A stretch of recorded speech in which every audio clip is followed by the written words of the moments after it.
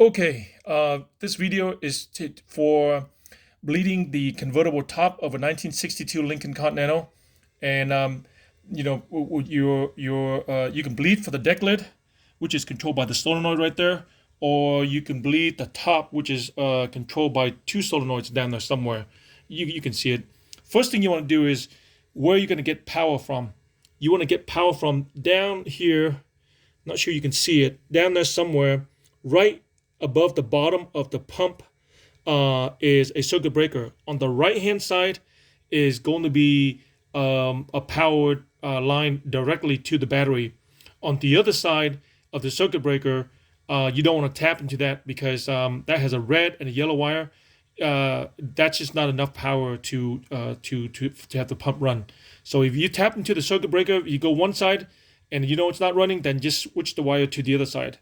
What's really important for me was I had this 80 amp circuit breaker off the shelf, and I use it as like an on and off switch.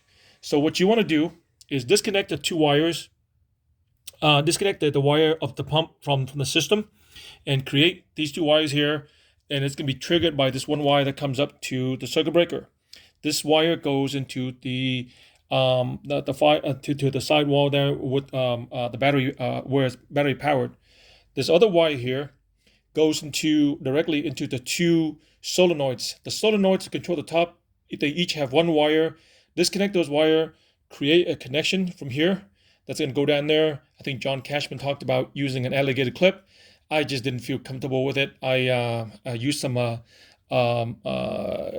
plug, and so that way the chances of it touching any ground down there is reduced. And then the other thing you want to do is you want to disengage the rods from the top on both sides. And once you have that, then you can use this thing here to trigger it to go out and in.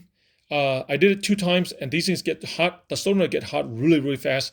So I just did it 2 times, stop, let it rest for a little while, then come back and do 2 more times. So I think a total I did about 3 or 4 times through the system, and you don't hear the bubbling sound anymore. The key thing, another thing is on the pump itself, you want to remove the plug where you can feel the fluid in there, so that the system so air can escape.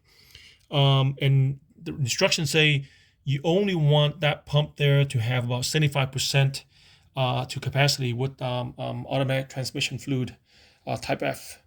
And let's see if there's anything else. That's pretty much it. That's the way to power it up and move it back and forth. And once you're done, you want to go ahead and bring it out and connect the system again, and you're good to go.